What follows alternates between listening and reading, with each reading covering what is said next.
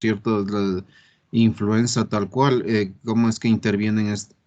Entonces yo quiero hacer el tema una descripción general amplia de aspectos epidemiológicos a partir de algunas preguntas de guía que ayuden a la discusión, la patogénesis y patología, detallar las características clínicas relevantes que un médico general debería tener para sospechar de este problema en la comunidad. Insistimos en este cuadro de comunitario, entonces para diferenciarlo de las neumonías nosocomiales o adquiridas en los hospitales, que ese tema, por ejemplo, tienen ustedes en el séptimo semestre, perdón. ¿Qué de diagnóstico, sobre todo el diagnóstico diferencial, el tratamiento y medidas de prevención?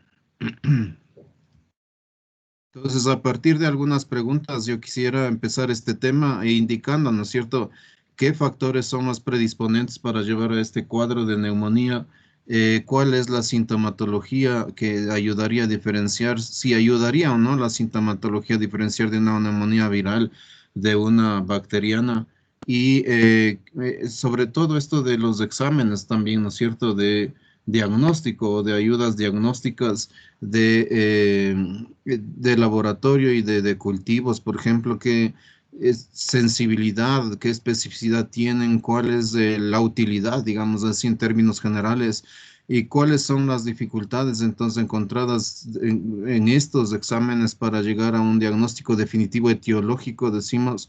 Esto de la RX se ayuda o no a especificar la causa de la neumonía y finalmente esquemas, ¿no es cierto?, de terapéutica empírica, de terapia empírica que se recomienda para la neumonía adquirida en la comunidad. Insistimos, sobre todo en escenarios donde no disponemos de exámenes de imagen o de laboratorio, ¿sí? Y el médico entonces tiene que tomar decisiones si instaura o no esto del tratamiento antibiótico, terapia empírica. Y en esto también había comentado de que tenemos necesidad al tomar decisiones sobre antibióticos, uso de antibióticos, la información que podamos proveernos localmente de resistencia bacteriana a los antibióticos. Y para eso les había dicho, tenemos algunos datos interesantes que podría ayudarles o guiar en ciertas regiones, sobre todo de nuestro país. Entonces, la neumonía, ¿no es cierto?, es un proceso pulmonar infeccioso agudo y altamente contagioso en ciertas poblaciones, ¿no es cierto?, causada por diferentes patógenos, yendo desde virus, bacterias, parásitos y hongos, potencialmente fatal que requiere un diagnóstico rápido y un tratamiento oportuno. Y entonces, en este cuadro decimos, ¿no es cierto?, que en los aspectos epidemiológicos y decir que en el mundo, ¿no es cierto? ¿Cuáles son las estadísticas que nos presentan? Es que es una importante enfermedad, de causa de enfermedad, ¿no es cierto? 2 millones a 3 millones de casos anuales se reportan a nivel mundial. 10 millones son causa de visita médica, medio millón de hospitalizaciones, 45.000 muertes anuales y una tasa global se estima de personas año de 8 a 15 casos por mil y en personas que requieren hospitalización por cada 100.000, de más de 250 y sobre todo esto, ¿no es cierto?, que habíamos indicado de mayor en adultos mayores, el triple de hospitalización se requiere en esta población y eso genera costos para los sistemas de salud, ¿no es cierto?, estimados en millones de dólares, 9.7 aproximadamente, y es muy común, ¿no es cierto?, en meses de invierno, dicen, sí. Este cuadro caracterizado así los aspectos epidemiológicos en meses de invierno, ¿no es cierto? Y aquí les quisiera preguntar, ¿por qué creen ustedes que en los meses de invierno o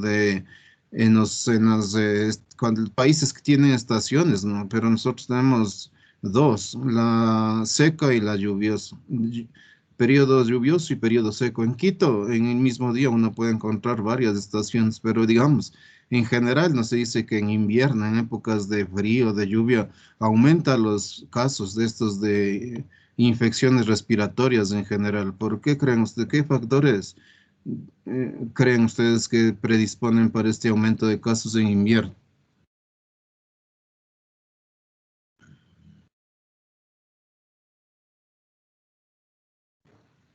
estudiante.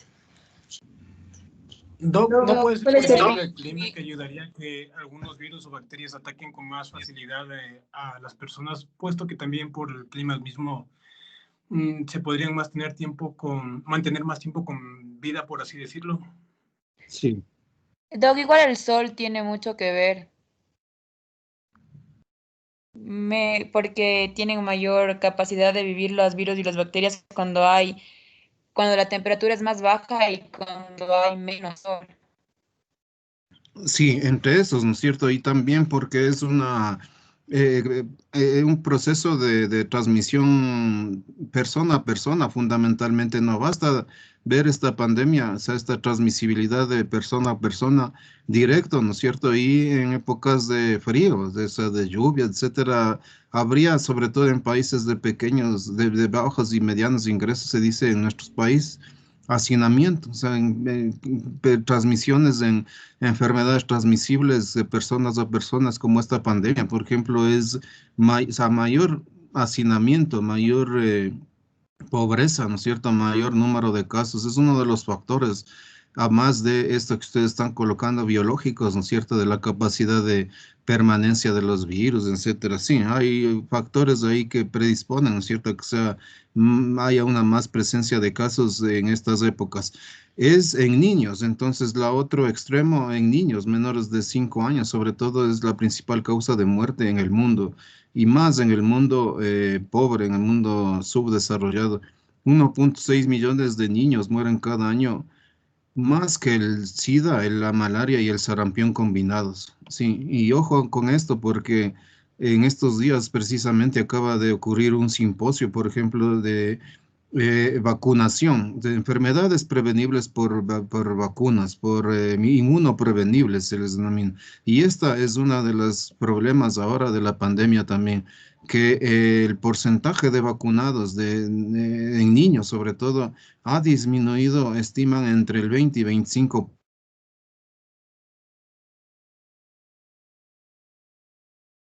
endemias de enfermedades graves como esta del sarampión, se estarían emergiendo y siendo también una de las causas de coinfecciones en estas poblaciones, sarampión, tétanos neonatal y, por ejemplo, poliomielitis, igual se teme resurgimiento de estas inmunoprevenibles.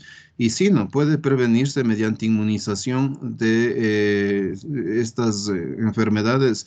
Y esto del tratamiento, por ejemplo, con antibióticos, si bien hay tratamiento, ¿no es cierto?, antibiótico efectivo, eficaz, de bajo costo para los patógenos más comunes, es necesario indicar que menos del 20% de niños que padecen neumonía y que requieren antibióticos los reciben, sí. Entonces es esto, ¿no es cierto? Es el contexto de este problema. Y aquí soy solamente para indicar que uno de los problemas entonces de enfermedad y muerte en nuestros países sigue siendo las enfermedades del atraso y de la pobreza como la neumonía y las diarreas, por ejemplo. Y aquí la tasa o la carga de enfermedad de neumonía comparada, miren, con la malaria y las enfermedades diarreicas en diferentes regiones en el mundo, sí, en nuestros países de las Américas menos que en África, en Asia suroriental, en el Pacífico, en el Mediterráneo. Y una cosa que llama, ¿no es cierto?, la reflexión también cuando se tratan de estos problemas es ¿no es cierto?, factor también que puede agravar, sobre todo en población pediátrica, los casos de severidad y muerte. Sí, la malnutrición se relaciona con el 54% de las muertes en la infancia. Sí, es decir, no es solamente un problema de infección, ¿no es cierto?, por un patógeno, sino también factores sociales, ambientales y económicos también, diría yo, para que estos problemas del atraso y de la pobreza que persisten en nuestros países, pues permanezcan estas enfermedades infectocontagiosas. Entre los varios factores de riesgo entonces que tenemos predisponentes para neumonía, sobre todo gravedad, están los que yo noto aquí. Entonces, una predisposición o un antecedente de infecciones virales, el tabaquismo y el alcoholismo, sobre todo, ¿no es cierto? Dicen que el riesgo relativo entre los alcohólicos y personas que fuman es 9 en relación a los que no usan o no fuman o no beben. Las edades extremas, sobre todo, ¿no es cierto? Más de 70 años, el riesgo relativo aumenta a 1.5. Personas con inmunosupresión, por ejemplo, portadores de VIH-Sida con menos de 350 copias por milímetro cúbico, 1.9. Trasplantados del clima frío, insistimos, de embarazo y enfermedades, ¿no es cierto? Co, enfer- co- coexistencia de enfermedades, digamos, crónico-degenerativas, por ejemplo, enfermedad pulmonar obstructiva crónica y asma, que aumentan, incrementan el riesgo, ¿no? En este caso de 4.2, o enfermedades subyacentes, ¿no es cierto? Entonces, el riesgo de neumonía adquirida en la comunidad aumenta con la edad. Sí, la incidencia anual de hospitalizaciones, por ejemplo, en adultos mayores de 65 años en los Estados Unidos, por darles un dato, es de 2.000 en esta población por 100.000 habitantes. Sí, y esta cifra, como indicamos al inicio, aumenta o se triplica en la población mayor, ¿no es cierto?, de adultos mayores, más de 70 años, como indica aquí. Y en relación a eso, entonces aquí, miren, este datito de el Hub Today que nos indica, sí, miren, esta relación, ¿no es cierto? A mayor edad, mayor hospitalización, mayor chance, mayor incidencia de hospitalización a partir, yo diría aquí, de las 55, ¿no es cierto? Y esta exponencial, sí, a mayor edad, mayor riesgo de cuadros graves y de muerte. Y estas enfermedades, por ejemplo, de coenfermedades o coinfecciones, yendo desde lo más llamativo, ¿no es cierto? Enfermedad pulmonar obstructiva crónica, enfermedades hepáticas, accidentes cerebrovasculares, diabetes o fumadores, ¿no es cierto? Obesidad, ¿no es cierto? Y estas son enfermedades, entonces, comorbilidades que los pacientes pueden presentar y cuando presentan, pues tienen mayor riesgo de de gravedad, ¿no es cierto? En nuestro caso, en nuestra pandemia, digamos así, que es también, ¿no es cierto? Personas de mayor edad y con comorbilidades, pues presentan cuadros más graves y severos y mortalidad. Y entre los patógenos, entonces, más comunes, ¿no es cierto? Más frecuentes de bacterias, ¿no es cierto? Dentro, en la comunidad, digamos, si fuera de los ámbitos hospitalarios y aquí dentro de los hospitales, persiste, ¿no es cierto? El Streptococcus pneumoniae como principal agente patógeno de causa de neumonías, sin tanto en el ambiente prehospitalario o comunitario como en pacientes que son internados. Y hay una lista entonces aquí de varios patógenos, Mycoplasma, pneumonia, hemófilos, influenza, clamidia, virus respiratorios también causantes de enfermedades pulmonares o de neumonía pulmonar adquirida en la comunidad, neumonía, perdón, adquirida en la comunidad. Otros patógenos ya dentro de los hospitales, ¿no es cierto? Y aquí también llama la atención en este caso, en esta casuística del British Medical Journal, en la terapia intensiva también, pero lo que indican siempre, ¿no es cierto?, es tener en lo posible una descripción de los patógenos que dentro de los hospitales y de las unidades de terapia intensiva están circulando y no solamente circulando, sino también causando resistencia antibacteriana. Eh, eh, Antibióticos, ¿no es cierto? Resistencia a antibióticos, pero sí, el Streptococcus pneumoniae sigue siendo el principal patógeno de neumonía, sí. Y la prevalencia, ¿no es cierto?, relativa de patógenos depende según la zona geográfica, las tasas de vacunación para neumonía, para el neumococo, los factores de riesgo del huésped, como acabamos de indicar, tabaquismo, la temporada y la gravedad de la neumonía. Otras, ¿no es cierto?, sí, exposiciones epidemiológicas, por ejemplo, la exposición a agua contaminada. Vamos a ver un cuadrito más adelante que dependiendo de la exposición puede tener también un indicio, ¿no es cierto?, del patógeno.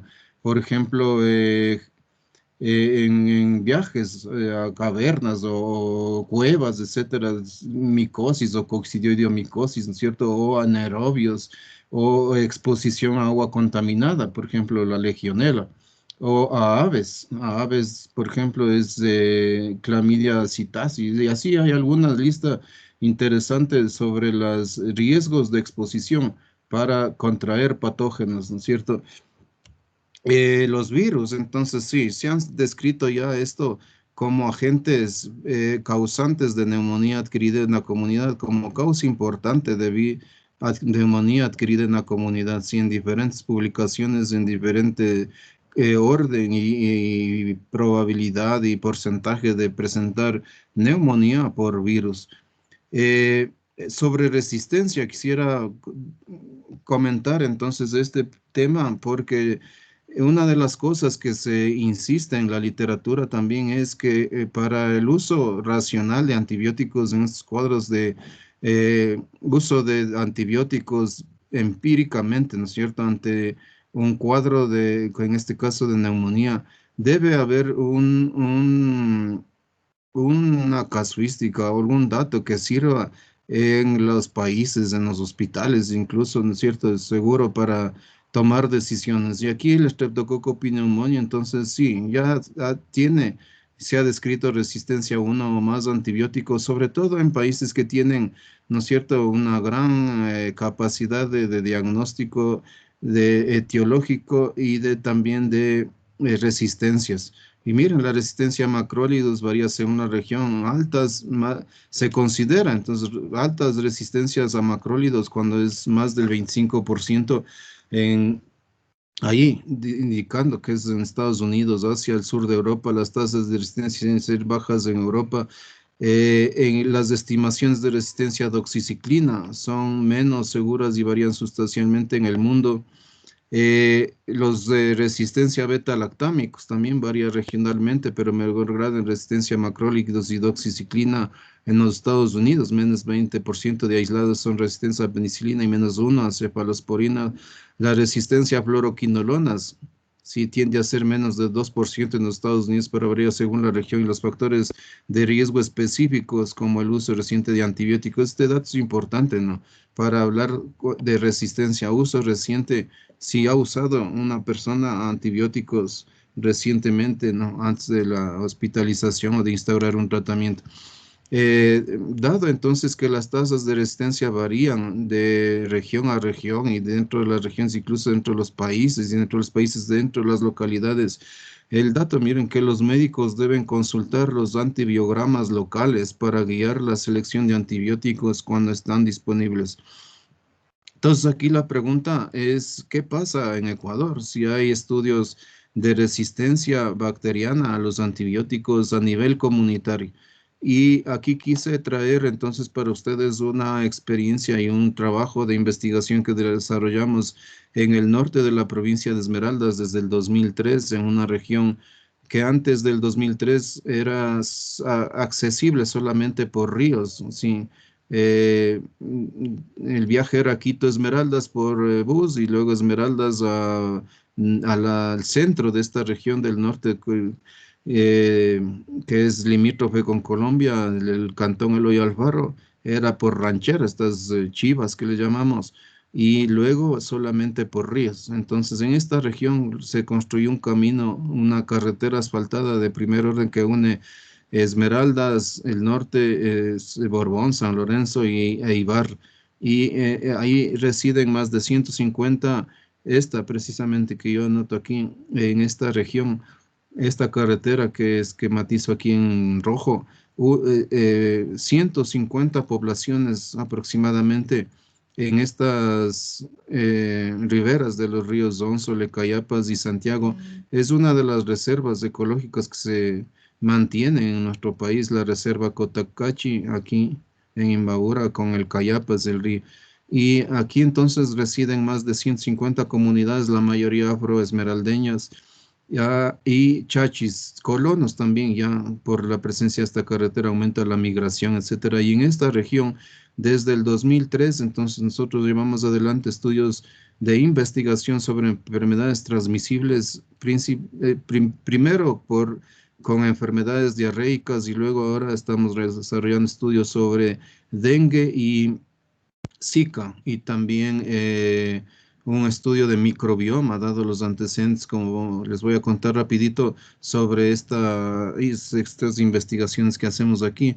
Y nuestra pregunta surgía, ¿por qué? ¿Cómo es que los caminos y carreteras, ¿no es cierto?, a más de cambiar el medio ambiente natural y social, afectan la transmisión de patógenos. Y esto ya se tiene bien documentado en el caso de la malaria, por ejemplo, las carreteras de la Amazonía en el Brasil, aquí en 70, 79, 86, cómo aumenta, ¿no es cierto?, los caminos a partir del principal, los caminos secundarios, hay mayor migración, hay mayor colección de reservorios, en el caso de la malaria, de criaderos y aumenta de casas, etcétera, ¿no es cierto?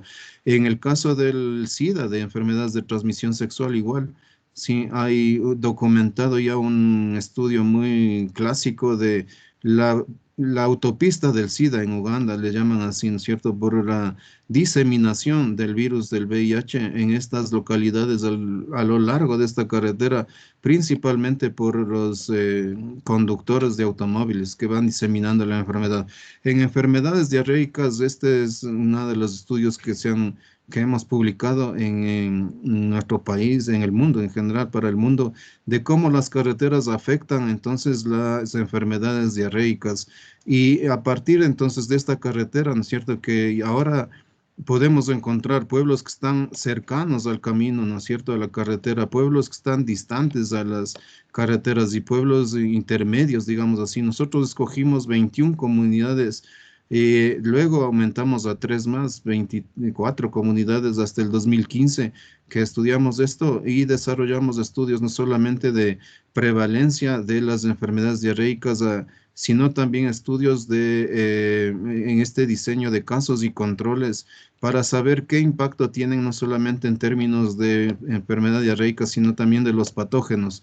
Y uno de los patógenos que estudiamos fue la Escherichia coli, sí, además del rotavirus y la Yardia, Salmonella y Shigella, relacionado, ¿no es cierto?, a la distancia al carretero, digamos así. Y como estudiábamos para humanos, ¿no es cierto?, este estudio de casos y controles, tuvimos entonces ya en las mismas comunidades de estudio, desarrollamos 15 días intensivos en 3 localidades y ahí montábamos un laboratorio comunitario con todas las medidas de bioseguridad, etcétera, y aislamiento de estos patógenos. Entonces, como teníamos aislamientos de Escherichia coli, la pregunta después surgió de qué tiene que ver entonces el uso de antibióticos, no solamente disponibilidad en estas poblaciones, sino también de uso veterinario, como les voy a decir más adelantito para hablar esto de la resistencia. Y sí, para darles este datito nada más, diarrea, encontramos 2.7 veces más chance de tener en las poblaciones que están cerca a los caminos versus las que están distantes. En cuanto a patógenos, 8 veces más riesgo de tener, ¿no es cierto?, E. coli, 4 veces más riesgo de tener rotavirus y 2 veces más riesgo de tener Yardia. Y esto, entonces, depende del patógeno también, ¿no es cierto?, de la probabilidad de enfermar. Sin varios factores en las comunidades lejanas, menos migración, menos introducción de patógenos, más cohesión social, más actividades de protección del agua, etcétera, porque aquí la principal fuente es los ríos, en fin.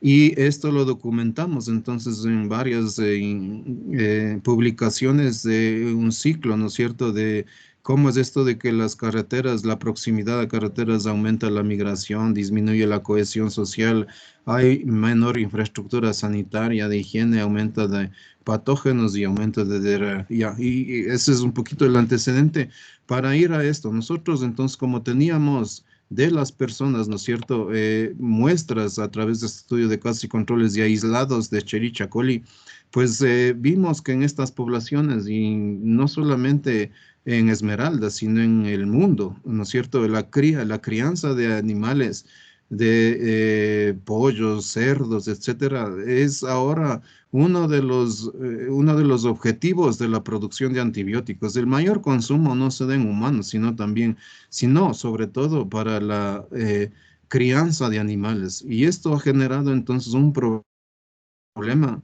¿no es cierto?, de mayor resistencia a antibióticos y no solamente, entonces, como digo, el uso en humanos, ¿sí? Es un problema ahora de resistencia, el mal uso podría ser, sino también el uso en cría de animales. Y en este estudio nosotros entonces caracterizamos, porque miren, hay proyectos de desarrollo, ¿no es cierto? Que en todo lado hay esto de promover actividades económicas en las poblaciones para mejorar su economía, etcétera. Y lo que encontramos, y para hacerles un resumen así rapidito antes del resultado, es que nosotros lo que hacíamos es determinar, ¿no es cierto?, estos E. coli de humanos, pero también de las animales y de en pollos de cría, que se llaman estos pollos de engorde, de incubadora, que se llaman también los pollos que están circulando en la comunidad, los pollos criollos se llaman, ¿no es cierto? Entonces, y no solamente aislados de Escherichia coli, de estos animales, sino también de la cama, se llama, o sea, de aquí de la serrín que se utiliza como cama, se llama ya, y también del agua, ¿sí? Aislados y de pollos, entonces de engorde y pollos de criader, de pollos de la comunidad, o sea, pollos criollos que andan por ahí circulando. Y la gente mismo le cuenta, ¿no? Dice, estos pollos que están aquí de incubadora son más débiles, son más, le ponían así como un símil, le decían, son como los gringos. Los gringos vienen acá, se les da un poco de jugo y encima y enseguida tienen diarrea, no resisten a la comunidad. Y ese es el símil, de que estos pollos necesitan mayor cuidado, mayor dosis, digamos así, de estos de antibióticos tal cual que vienen no solamente ya en preparados en sobre, sino también en el alimento, en el balanceado, pues ya vienen diferentes antibióticos ahí de uso en estas poblaciones. Y lo que primero descubrimos entonces nosotros es que a través de los caminos y las carreteras también se disemina la resistencia a antibióticos. Sí, mayor resistencia igual en los pueblos que están cerca a los carreteros versus los lejanos en la población. Este es el estudio en la población de humanos y diferentes niveles de resistencia. Entonces, comparando los casos de enfermedad diarreica versus los sanos o los controles, los que no tuvieron enfermedad diarreica en los últimos 15 días y diferentes tipos de resistencia. Miren, aquí a ampicilina, sulfametoxazol, tetraciclinas, y ahí después individualizado, ¿no es cierto?, cada uno, y ya entonces nosotros describimos esto como un mecanismo de resistencia, ¿no es cierto?, como la utilización, la transformación en una región de caminos y carreteras, pues puede, ¿no es cierto?, incidir en esto de la resistencia a los antibióticos. Y aquí lo que les decíamos entonces es mayor resistencia en los pueblos que están más cercanos a los caminos y carreteras de Escherichia coli, antibióticos aquí, sulfametoxazol y ampicilina. Y en prevalencia aquí por 100 infectados, ¿no es cierto? Y en los casos, 35%, por ejemplo, en los pueblos, en las personas que están viviendo cerca de los caminos y carreteras, lejos, digamos, y los que están más cerca a los caminos, los que están ahí atravesados por la carretera, mucho más, ¿no es cierto? Tanto en personas que tienen diarrea como en personas que no tienen diarrea. Sí, la mitad en los que no están infectados, pero también tienen resistencia. El segundo dato que quiero mostrar es este estudio que dijimos de en pollos de engorde y en pollos de la comunidad. Comparado esto entonces, la crianza, ¿no es cierto?, en pequeñas fincas o en pequeñas parcelas en las comunidades de esta zona. Miren los niveles de resistencia a amoxicilina, clavulanato, sí, ácido clavulánico, ¿no? Además, amoxicilina, aquí de 64, 60%, cefotaxime 72%, cefotin y así, gentamicina 37%, ampicilina, cloranfenicol, ciprofloxacina, enrofloxacina, streptomicina, sulfametoxazol, tetraciclina y trimetoprim sulfametolazol. Entonces son unas altas tasas de resistencia de Escherichia coli en animales faenados, ¿no es cierto?, en estas pequeñas fincas, menos en los pollos criollos, digamos, porque esos no están, digamos, expuestos a eh, en el alimento o en el agua a antibióticos, pero sí, son en promedio, nosotros encontramos 35% o 40% de resistencia a uno o más de antibióticos de animales, en criaderos de animales, en pollos. Y sí, miren aquí, se encontró resistencia a amoxicilina, ácido clavulánico, cefalotina, cefotaxima y gentamicina en el 52.8% de las islas de aves de producción y menos en los domésticos, nuestros pollos criollos que llaman en las poblaciones 16. Una cepa resistente conjuntamente a los 4 fármacos fue exclusiva en su conjunto de alimentos de aves de producción 7.6. Superficies de gallineros, la serrín que se llama o cama, que le conocen en los que crían aves, 6.5% aislados de Escherichia coli. Otro estudio que muestro yo aquí, que recién se publicó el año pasado, es del grupo de la Universidad de la UDLA, de la Universidad de las Américas, demostrando la existencia de resistencia a colistin de Escherichia coli en cambio, en cerdos y igual aves, ¿no es cierto? Pollos, sí. Y es una alta resistencia, aquí tienen de 47%, sí, a colistin. El colistin, entonces, como saben, es un antibiótico que se usa en ambientes hospitalarios para el manejo de bacterias resistentes a antibióticos, sí. Y este llama entonces a la reflexión, ¿no es cierto?, de la necesidad de un manejo adecuado de antibióticos a nivel de la comunidad también, sí, porque hay presencia ya de niveles de resistencia en esto, sobre todo de Escherichia coli. Como sabemos, pueden transferir, ¿no es cierto?, genes de resistencia a humanos, o sea, a bacterias, ¿no es cierto?, de circulación en humanos. Entonces, este es uno de los grandes problemas del uso de antibióticos en la cría de animales. En cuanto a la patología, entonces, aquí, como sabemos, luego de la colonización, ¿no es cierto?, del árbol respiratorio, sí, hay un proceso, ¿no es cierto?, de, de replicación, ¿no es cierto?, en el árbol bronquial y se han identificado entonces aquí en este proceso, ¿no es cierto?, esta colonización primero clásicamente, ¿no? Se ha determinado esto de la colonización de Streptococcus pneumoniae, por ejemplo, la multiplicación de patógenos y luego un proceso, ¿no es cierto?, inflamatorio, perdón, de presencia de neutrófilos, de detritus, etcétera, que propendría a la conocido clásicamente esto, ¿no?, como hepatización roja, sitios nuevos de colonización. Luego, cuando se disemina, estos sitios ya quedan como hepatización gris o memoria, digamos así, de la infección. Pero aquí la pregunta que ahora surge es esta, que es si el parénquima pulmonar es estéril. Sí, o sea, si no hay una microbiota propia, ¿no es cierto?, del árbol, del parénquima pulmonar, de los alvéolos, que podría, ¿no es cierto?, determinar que este proceso patológico, ¿no es cierto?, en la patogénesis, hablando de la enfermedad, sea un predisponente del cuadro. No sé si ustedes han escuchado algo sobre el asunto.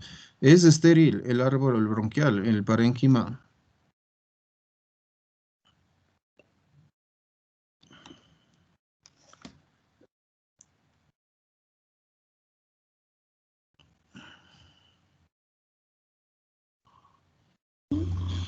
No hemos escuchado nada.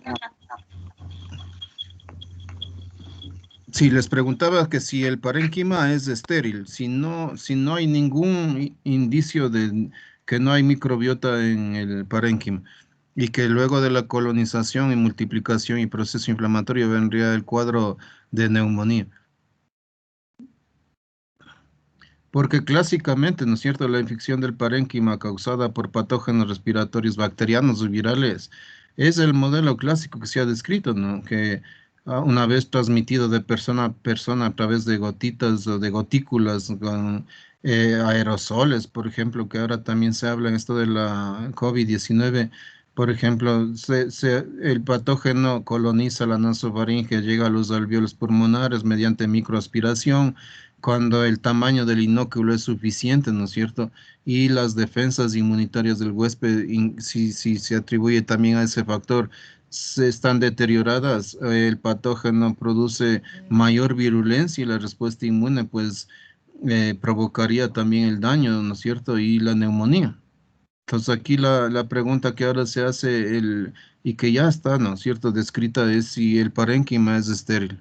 Si, o sea, si no hay nada, ningún patógeno, no patógeno, sino si no hay ningún microorganismo en el parénquima. Y lo que se conoce ahora entonces que sí, está identificado ya un microbioma pulmonar, ¿no es cierto?, que cambia este concepto clásico de que la invasión solamente, ¿no es cierto?, de un patógeno podría explicar el proceso neumónico, pues ya se han identificado, sí, introducción de agentes respiratorios, ¿no es cierto?, de presencia, tal cual, en el microbioma, ya se habla de pulmonar, que la flora consistiría, por ejemplo, en bacterias anaerobias, tipo Prebotella es una de esas, o estreptococos, microaerófilos se llaman, sí, que cambian un poco el panorama este de la colonización y de la replicación, etcétera, a nivel pulmonar. Entonces, que ya existiría un microbioma pulmonar, ¿no es cierto? Y que la respuesta inmune, y que podría también, entonces, dependiendo, insistimos, del estado inmune del paciente, pues predisponer a estos procesos de neumonía. Bueno, esta es la clasificación y lo que quisiera llamar la atención entonces es que si neumonía adquirida en la comunidad cuando no se ha detectado, cuando no ha visitado 2 semanas antes una unidad de salud o un hospital. Sí, y hay otras clasificaciones también dependiendo de la evolución de los síntomas específicos en típica y atípica y nosocomial, ¿no? Nosocomial cuando está 2 días o 48 horas después de la hospitalización y neumonía también asociada al ventilador, cuando luego de 2 días de terapia intensiva pues desarrolla procesos de neumonía. Pero sí, la neumonía adquirida en la comunidad entonces es la que estamos conversando y en la clínica entonces es característico, ¿no es cierto?, los síntomas de tos con o sin expectoración, dolor torácico pleurítico.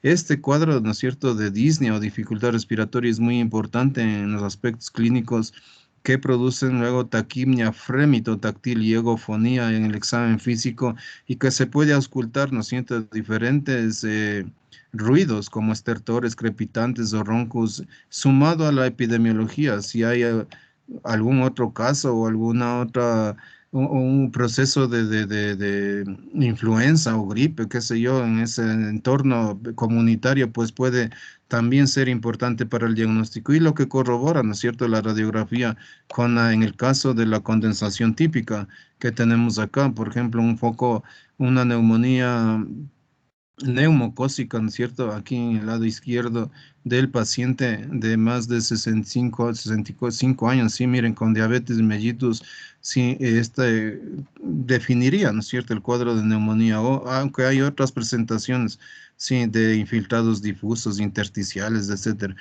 Entre los requisitos, entonces, para neumonía, esa infección respiratoria aguda grave, yo quisiera traer aquí a colación de esto, que es una definición, ¿no es cierto?, de sintomatología tipo influenza con fiebre, tos, odinofagia y súbita y de disnea. Este dato es muy importante, ¿no es cierto? Y para tomar en cuenta, entonces, que en mayores de 5 años, desde los niños mayores de 5 años, ya hay en adultos, severidad indicaría más de 30 respiraciones por minuto. Y los argumentos, entonces, de mal pronóstico es relacionado sobre todo a los datos clínicos: frecuencia respiratoria más de 30, tensión arterial menos de 90, pulso más de 125, temperatura, hipotermia o hipertermia, hipotermia en casos de pacientes que pueden estar entrando en shock, depresión mental o rigidez del cuello, sugieres meningitis bacteriana también, pero este cuadro, ¿no es cierto?, de estado de conciencia es importante, y la auscultación, ¿sí?, al paciente.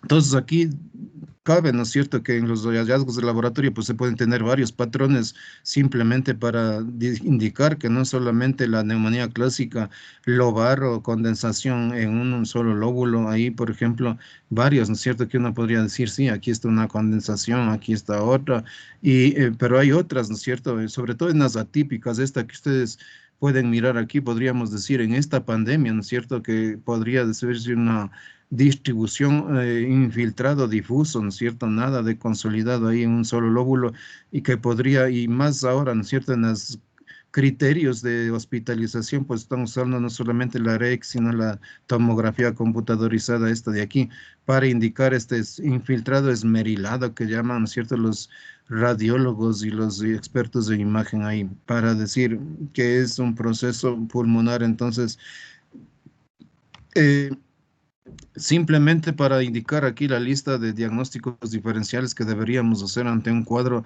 de este tipo: insuficiencia cardíaca congestiva, embolia pulmonar, dependiendo de los antecedentes del paciente, hemorragia, atelectasias, neumonías por aspiración o química, reacciones farmacológicas, cáncer de pulmón, enfermedades vasculares del tejido, vasculitis, exacerbación aguda de bronquiectasia, enfermedades pulmonares intersticiales por micosis o exposiciones al trabajo, ¿no es cierto?, con asbesto, etcétera. Entonces hay varias, ¿no es cierto?, una lista ahí de que deberíamos tomar en cuenta.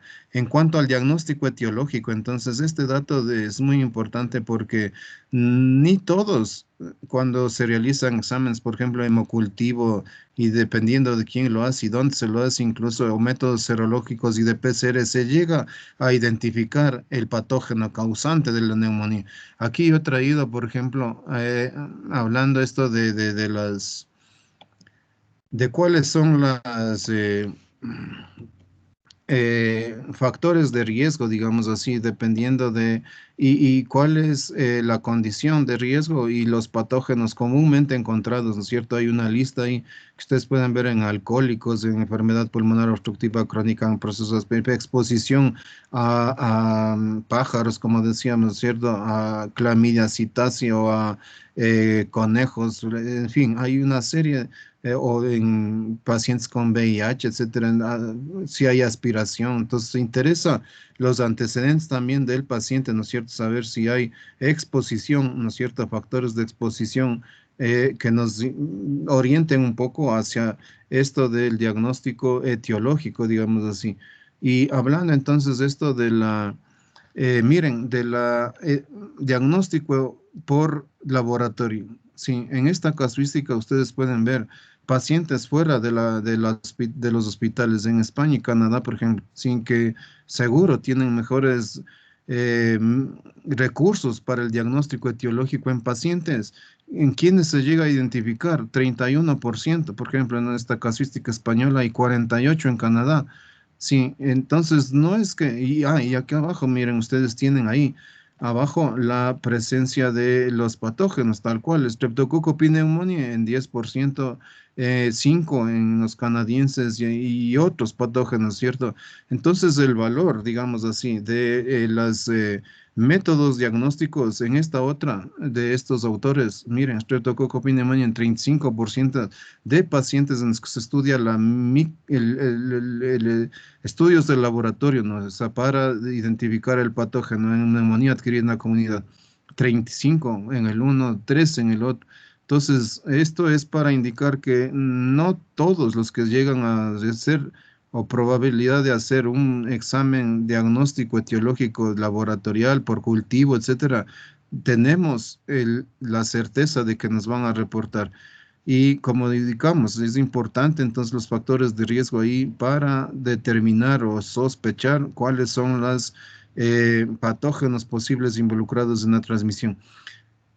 Quisiera entonces hablar un poquito de una experiencia que tenemos en el norte de Esmeraldas también, a propósito de la clínica donde circulaba, ahora menos, mucho menos la malaria. En esta época de nuestro trabajo, desde el 2003 al 2015, les decíamos, de enfermedades diarreicas, tuvimos varias experiencias con pacientes, por ejemplo, que en cerca de la zona de San Lorenzo, pues hay transmisión todavía de malaria, y para el médico general, ¿no es cierto? Que recién llega su medicatura y nosotros podíamos ver eso.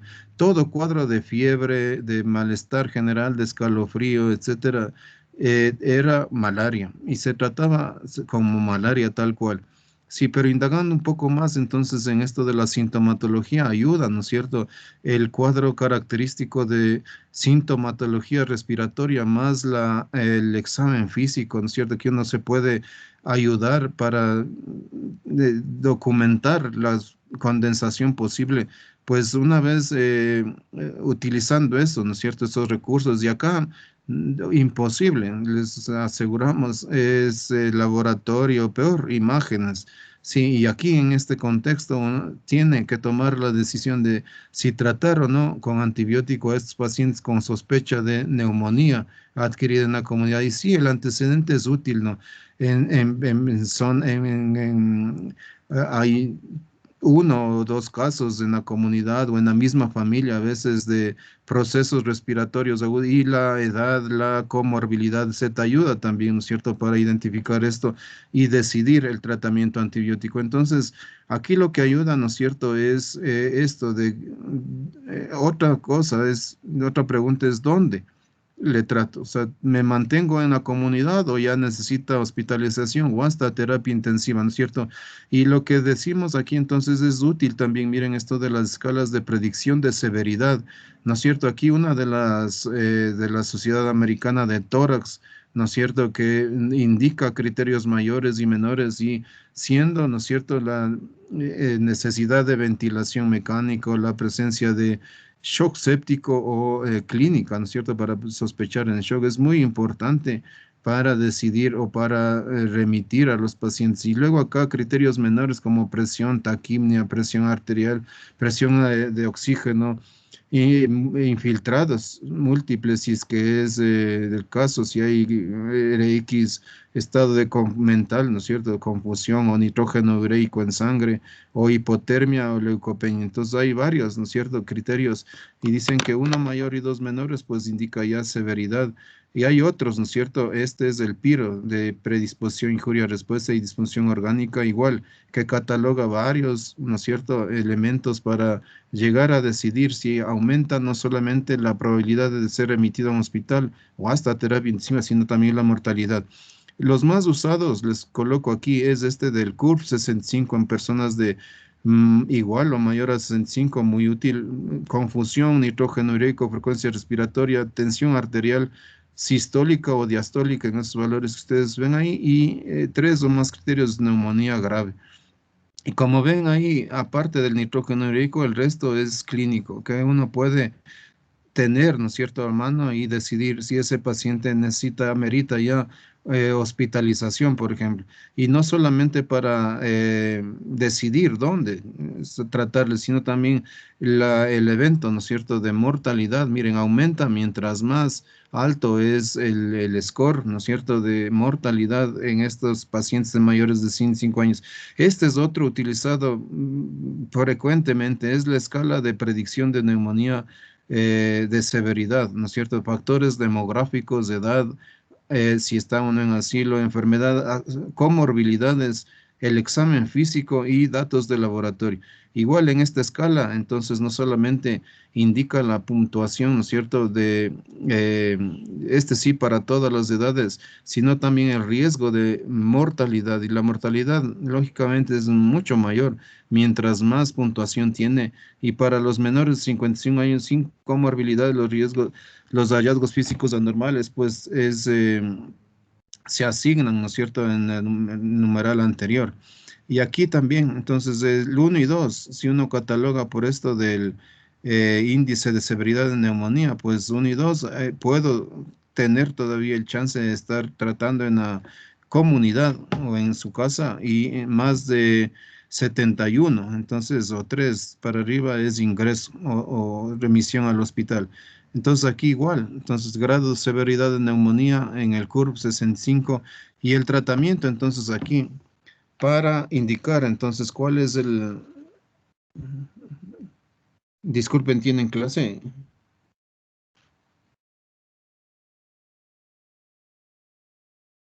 Hola.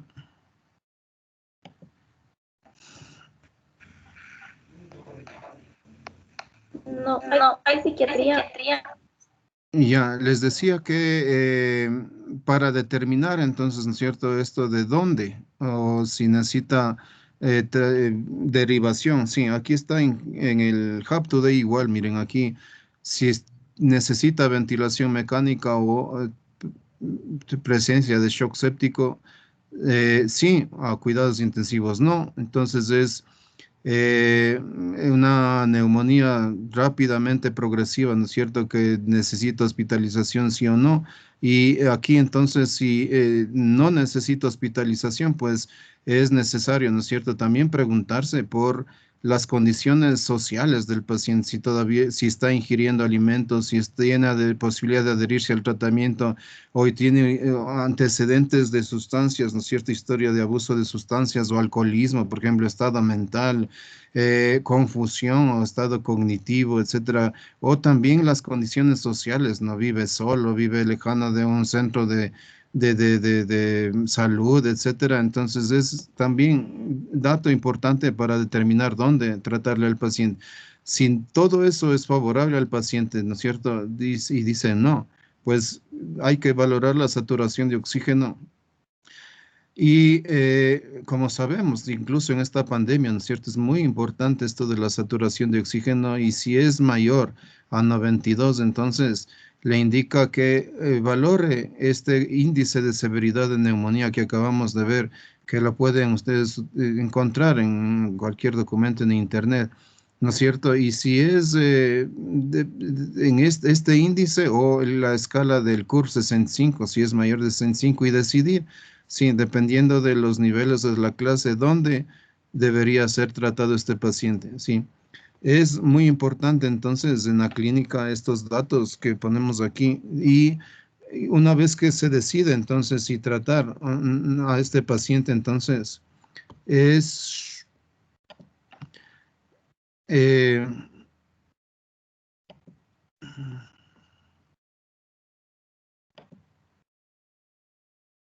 disculpen, ¿se está mirando eso?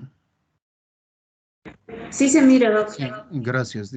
Ya, entonces el tratamiento empírico, entonces sí, es en adultos, es para adultos esto. Hay que preguntarse, ¿en cierto?, si tiene comorbilidades como las que acabamos de mencionar o uso reciente de antibióticos, la edad del paciente mayor de 65, fumador o alcohólico. Si todo eso es no, no, si, y no tiene alergia a penicilina, pues lo que se recomienda para el tratamiento empírico, insistimos, sin estos factores de gravedad, digamos así, es amoxicilina más un macrólido. Puede ser en este momento de la pandemia el más utilizado. Ustedes deben haber escuchado la citromicina, sí, sí, o doxiciclina, sí. Pero si es alérgico, entonces es útil o es disponible una cefalosporina, sí. Si no es posible, entonces una fluoroquinolona, sí. Tipo levofloxacin, o si es posible una cefalosporina, pues es necesario la utilización de tercera generación, ¿no es cierto?, seguida de un macrólido o doxiciclina. Y si tiene entonces estos factores de gravedad en en este caso, ¿no es cierto? Y si eh, preguntamos si es alérgico a la penicilina, si dice no, entonces con estos factores de gravedad, pues recomienda esta publicación amoxicilina más ácido clavulánico, ¿no es cierto? Más un macrólido y doxiciclina. O cefalosporinas, entonces igual de tercera generación. Entonces, este es la dinámica, digamos así, o el árbol de decisiones en cuanto a antibióticos y que está documentado también, factores agravantes, entonces también es necesario documentar, ¿no es cierto?, factores de alto riesgo de complicaciones tipo influenza, también estos pacientes que desarrollan neumonía adquirida en la comunidad, por ejemplo, niños menores de 5 o adultos mayores de 65, mujeres embarazadas de más de 2 semanas del parto, posparto, por ejemplo, o residentes, ¿no es cierto?, en sitios de cuidado, de ancianatos o asilos, etcétera, o personas con otras comorbilidades, como vemos ahí, asma, que nos toca la próxima semana también.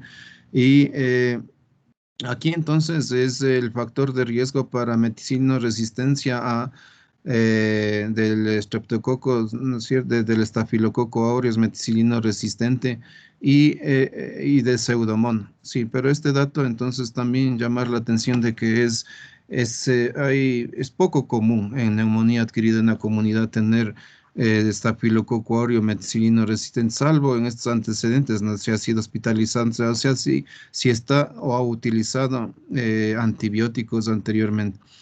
Y este cuadro que les acabo de presentar, extraído del Hub Today, entonces se corrobora con estas guías de la Sociedad Americana de Enfermedades Infecciosas desde el 2007, en el que sí, aquí son más conservadores en indicar solamente el tratamiento ambulatorio con amoxicilina, sí, no como el anterior, más un macrólido o doxiciclina.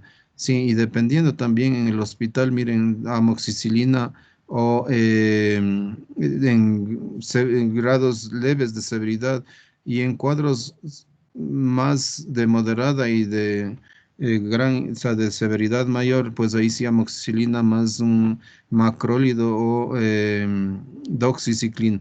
Este es igual, de la misma, dependiendo del patógeno, en cambio aquí sí es documentado, eso sí, del diagnóstico etiológico. Sería penicilina G o amoxicilina como alternativa a macrólidos cefalosporinas, como indicamos, Haemophilus influenza, amoxicilina o fluoroquinolonas, sí, eh, y beta-lactamasas también, ¿no es cierto? Productores de beta-lactamasas aquí es importante de cefalosporinas de tercera generación o amoxicilina más ácido clavulónico, como indica aquí la Sociedad Americana de Infectología. Y este es un resumen para la dosificación y el tiempo. En el tiempo indican que no hay mayor beneficio pasado los 7 días, ¿sí? Pero que la norma sería que debe tener 2 días el paciente estar afebril después de 5 días de tratamiento, ¿sí? En este tratamiento empírico. Este es de la sociedad, de las guías de la Sociedad Británica de Neumotórax para tratamiento entonces de pacientes con amoxicilina bioral como alternativo a eritromicina, claritromicina, y esta es de la Sociedad Americana, sin comorbilidades, acitromicina, claritromicina, eritromicina, y con comorbilidades, pues ya moxifloxacina, levofloxacina, es lo que acá más hemos visto que se usa cuando es el caso. Y esta igual, de la guía de la Sociedad de Tórax Británica en casos sin severidad, en cambio, sí, por el grado de severidad. Si no es severo, amoxicilina más eritromicina o claritromicina, sí, igual al anterior en ese cuadro que mostramos al inicio, o severidad, ¿no es cierto? Intravenoso, ya necesitan hospitalización. Entonces, sí, amoxicilina sigue siendo, ¿no es cierto?, dependiendo de la severidad, la droga, más un macrólido, en este caso, tomando en consideración un tratamiento más agresivo, digamos, o doxiciclina, amoxicilina más doxiciclina. Y sí tenemos disponibilidad, ¿no es cierto?, en estas zonas rurales también de tratamientos antibióticos dispensados por el Ministerio de Salud Pública, que hasta les contamos en zonas rurales, trabajadores comunitarios que viven lejos de centros de salud, de hospitales, si reciben entrenamientos sobre un uso racional y adecuado de antibióticos y con entrenamiento auxiliares de enfermería, por ejemplo, en esta zona del norte de Esmeraldas, se logró la erradicación de la oncocercosis, el control de la malaria, etcétera. Y algunos de ellos tienen cursos ya de sospecha diagnóstica, ¿no es cierto?, clínica sobre pacientes que podrían, si no hay malaria, pues tener estos cuadros de neumonía ahí e implantar un tratamiento empírico, sí, completo, sí, para cuadros de este tipo de neumonía. El problema en nuestros países son el estar lejanos a centros de diagnóstico, centros de salud, hospitales donde haya personal médico, sanitario, ¿no es cierto?, para este proceso.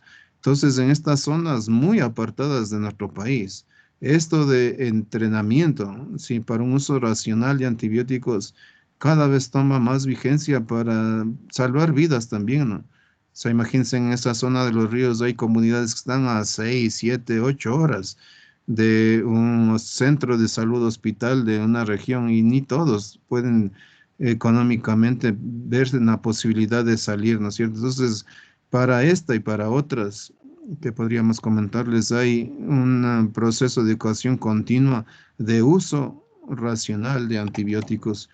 Y entre los criterios entonces de estabilidad o de mejora, ¿no es cierto? Miren, también los datos clínicos son muy importantes, que normalice, o sea, la temperatura, la frecuencia cardíaca, la frecuencia respiratoria, la saturación de oxígeno en estas zonas que les estoy contando, sí. Hay también ya oxímetros que están distribuyéndose a propósito de la pandemia y se puede también, ¿no es cierto?, tener este dato a la mano y que el paciente mejore, ¿no? O sea, haya mejora de la alimento, o sea, pueda ingerir ya alimentos, bebidas, etcétera, y si haya habido alteración de conciencia, pues esté mejor. Son criterios clínicos para ver la estabilidad o la mejora de un paciente. En cuanto a prevención, como sabemos, ¿no es cierto? Hay una estrategia para disminuir la mortalidad por neumonía, mejorando la calidad de la atención en el primer nivel. Sí, ante, insistimos, la falta de métodos diagnósticos y de imagen que nos den la certeza de que se trata de un cuadro de neumonía, pero la clínica ayuda muchísimo mejorar la calidad también en el sector privado, prestar atención a un mayor número de usuarios en las comunidades, tratar rápido, pero y bien, sí. Incluso en estas zonas alejadas, ¿no es cierto? Se promueve, como indico, el uso racional de antibióticos. Sí, así hay un error en el diagnóstico, pues que sea la dosis y el tiempo adecuado de uso del antibiótico, sí, para evitar estos problemas de resistencia. Pero como les indiqué, el problema de resistencia va también por la vía de uso en cría de animales. Y la vacunación, ¿no es cierto? La vacunación, pues sí, para neumococo está disponible entonces desde la infancia. Y el problema, como les decimos ahora, es de las bajas coberturas que se están teniendo en nuestros países a propósito de esta pandemia. 20 a 25% se ha bajado la cobertura y el riesgo de que aparezcan eh, nuevas epidemias en nuestros países, pues está presente, está latente. Y medidas generales, lógicamente, ¿no? O sea, con esta pandemia hemos aprendido más, creo yo, sobre el cuidado de higiene, lavado de manos, cubrir, ¿no es cierto?, en caso de estornudo o tos. Ahora ya el uso, ojalá masivo, de mascarillas, esto permita también el control o la menor presencia de casos de este tipo de patógenos bacterianos como el Streptococcus pneumoniae. Es lo que tenía entonces en materia de neumonía adquirida en la comunidad. Sí, no sé si hay alguna preguntita. Si no, continuamos el... Yo tengo una pregunta. Sí, dígame. Nosotros somos el grupo de exposición y encontramos un caso, un artículo en donde mencionaba que uno de los criterios para hospitalizar es que el paciente tenga accesibilidad a los medicamentos. Entonces, en este caso, como usted mencionó, en las zonas rurales, ¿cómo sería ahí? Porque ahí me especificaba que tenía que tener fácil acceso a los medicamentos. Uno, dos, que tenga familiares que lo cuiden y que pueda asistir al centro de salud. Y si Como, no, tocaba hospitalizar. como criterios para hospitalización, Ajá, que no tenga acceso a medicamentos. sí, que no tenga acceso a medicamentos. Ah, sí, sí. Es lo que le decía en ese cuadro de extraído del Hub Today, que hay que considerar también los aspectos sociales del paciente, decíamos, ¿no? Y yo estoy de acuerdo. O sea, Ujú. si en una zona de estas o sea, no hay acceso a medicamentos antibióticos, pues seguro. Y como vemos, o sea, hay tratamiento antibiótico efectivo, sí, y ningún paciente debería morirse o fallecer por falta de tratamiento. Entonces, sí, o sea, si yo no tengo y tengo un cuadro de estos, seguro, yo le remito a un hospital, sea como sea por avión o lo que sea. O sea, sí, hago ahí en la comunidad, en estas zonas, les cuento, ante los casos graves, no solo de neumonía, sino, por ejemplo, de dengue grave o malaria, antes era la solidaridad en la comunidad y también ahí a uno le tocaba integrarse en este fondo solidario para remitir a un paciente los costos de transportación, por ejemplo, y la estadía de un familiar, etcétera. Pues la comunidad, les contamos, o fundaciones también hay, ¿no? Que se puede, y sí, para remitir a un paciente. Y yo estoy de acuerdo en que el acceso y la falta de el acceso a antibióticos y de lo que decía ahí también, y el paciente vive solo, no tiene quien le acompañe, no tiene cómo adherirse al tratamiento, es pobre, etcétera, también debería ser tratado en una unidad bajo vigilancia médica seguro.